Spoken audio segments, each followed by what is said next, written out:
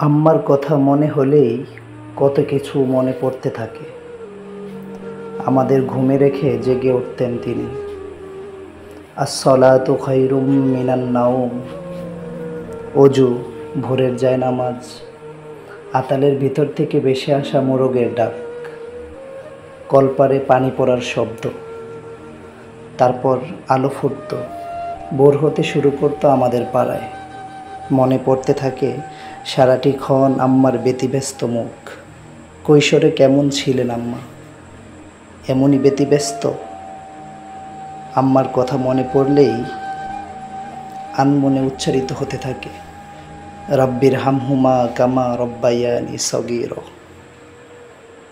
চিরকাল বুঝি এমনই থাকেন মায়েরা, চিরকাল বুঝি এমনই থাকেন মায়েরা।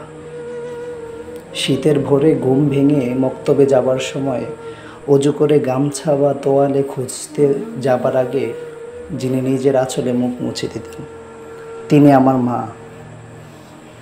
সে আঁচল মমতায় ঘেরা। আকাশের রাফ খাতায় আমি তাই লিখি, রব্বির হামহুমা কামা রব্বায়ানি সগীর। রব্বির হামহুমা কামা রব্বায়ানি সগীর।